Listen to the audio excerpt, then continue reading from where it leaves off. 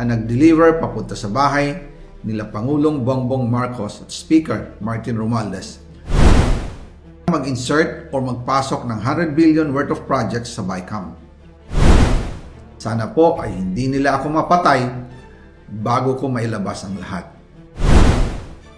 Ginawa ko lang ang utos sa akin, pero ngayon, handa na akong harapin ang lahat. Ginagamit ng administrasyon ang buong resources ng bansa para tumahimik ako. That he will shoot me if I will talk. Gagamitin ako bilang panakipbutas sa kanilang kampanya laban sa korupsyon. Hindi na ako mananahimik, ilalabas ko ang lahat ng katotohanan. May resibo, may ebidensya, at may pangalan.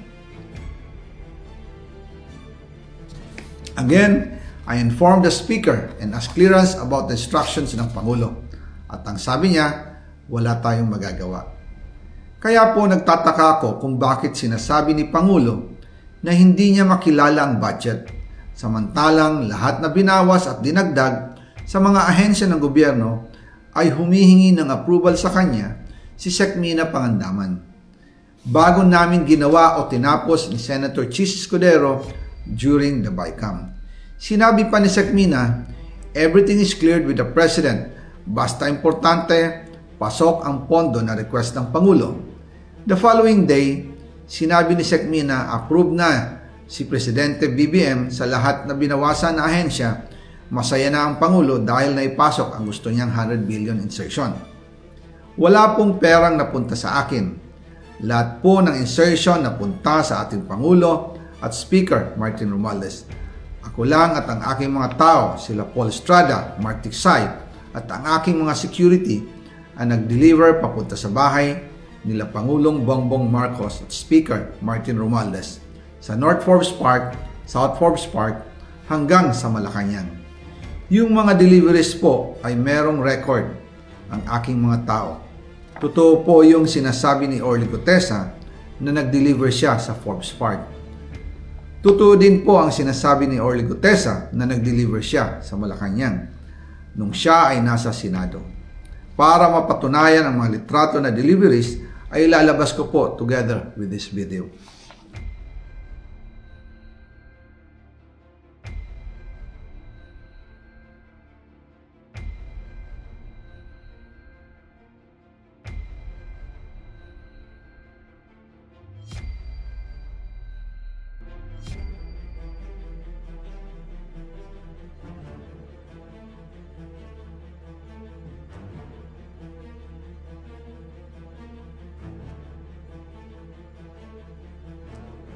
After po ng approval ng budget sa General Appropriations Act of 2025, nagtanong po ako sa DPWH kung magkano ang kailangan na ibigay sa Office of the President o ang SOP na bigayan. Ang sinagot sa akin ay 25%. Ang ibig sabihin nito, 25% ng 100 billion ang SOP na kailangan ibigay kay BBM mismo. In total, 25 billion ang napunta kay Pangulong Bongbong Marcos. Kaya ngayon ay hinahamon ko si Ombudsman Remulla kung seryoso talaga siya sa mga sinasabi niya sa kanyang press release na idadamay niya pati si Martin Romualdez kung magbibigay ako ng ebidensya. Patunayan niya ngayon ang pronouncement niya. Imbestigahan niya ang fraternity Brad at ang kanyang kaibigan na si Speaker Martin Romualdez kung talagang tutupad siya sa tungkulin niya. Imbestigahan din niya si President Bongbong Marcos. Sabi nga ni BBM nung SONA, let's do it right at mahiya naman kayo, hindi po ba? Nananawagan din po ako sa Senado na imbestigahan ang 100 billion insertion ni Presidente. Alam ko po na hindi gagawin ni Ombudsman Remulla ang hamon ko. Pero magaling ang Senado sa imbestigasyon at ako ay naniniwala na dahil sa kanila, lalabas ang katotohanan. Ang nag-deliver papunta sa bahay nila Pangulong Bongbong Marcos at Speaker Martin Romualdez.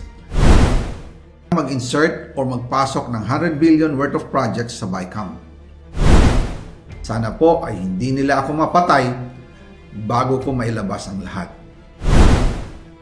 Ginawa ko lang ang utos sa akin, pero ngayon, handa na akong harapin ang lahat. Ginagamit ng administrasyon ang buong resources ng bansa para tumahimik ako. That he will shoot me if I will talk. Gagamitin ako bilang panakipbutas sa kanilang kampanya laban sa korupsyon. Hindi na ako mananahimik, ilalabas ko ang lahat ng katotohanan. May resibo, may ebidensya, at may pangalan. Again, I informed the Speaker and asked clearance about the instructions ng Pangulo. At ang sabi niya, wala tayong magagawa. Kaya po nagtataka ako kung bakit sinasabi ni Pangulo na hindi niya makilala ang budget, samantalang lahat na binawas at dinagdag sa mga ahensya ng gobyerno ay humihingi ng approval sa kanya si Sec. Mina Pangandaman. Bago namin ginawa o tinapos ni Senator Chis Escudero during the BICAM. Sinabi pa ni Sec. Mina, everything is cleared with the President. Basta importante, pasok ang pondo na request ng Pangulo. The following day, sinabi ni Sec. Mina, approve na si Presidente BBM sa lahat na binawasan na ahensya. Masaya na ang Pangulo dahil naipasok ang gusto niyang 100 billion insertion. Wala pong perang napunta sa akin. Lahat po ng insertion napunta sa ating Pangulo at Speaker Martin Romualdez. Ako lang at ang aking mga tao, sila Paul Estrada, Mark Tiksay, at ang aking mga security ang nag-deliver papunta sa bahay nila Pangulong Bongbong Marcos at Speaker Martin Romualdez sa North Forbes Park, South Forbes Park hanggang sa Malacanang.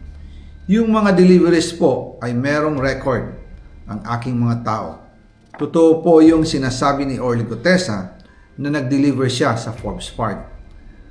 Totoo din po ang sinasabi ni Orly Gutesa na nag-deliver siya sa Malacanang nung siya ay nasa Senado. Para mapatunayan ang mga litrato na deliveries ay ilalabas ko po together with this video.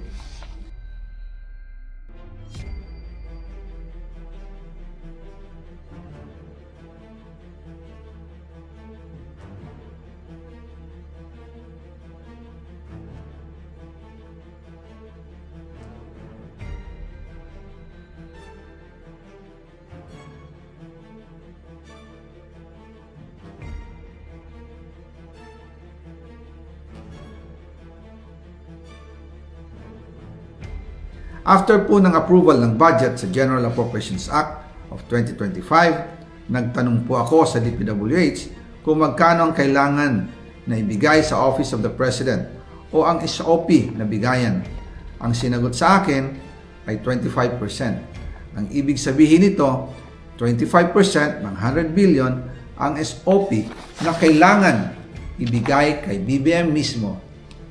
In total, 25 billion ang napunta kay Pangulong Bongbong Marcos.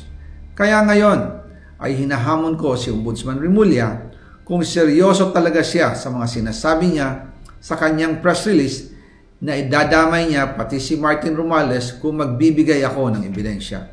Patunayan niya ngayon ang pronouncement niya. Imbestigahan niya ang fraternity Brad at ang kanyang kaibigan na si Speaker Martin Romualdez kung talagang tutupad siya sa tungkulin niya. Imbestigahan din niya si President Bongbong Marcos. Sabi nga ni BBM nung SONA, let's do it right at mahiya naman kayo, hindi po ba? Nananawagan din po ako sa Senado na imbestigahan ang 100 billion insertion ni Presidente. Alam ko po na hindi gagawin ni Ombudsman Remulla ang hamon ko. Pero magaling ang Senado sa imbestigasyon at ako ay naniniwala na dahil sa kanila lalabas ang katotohanan.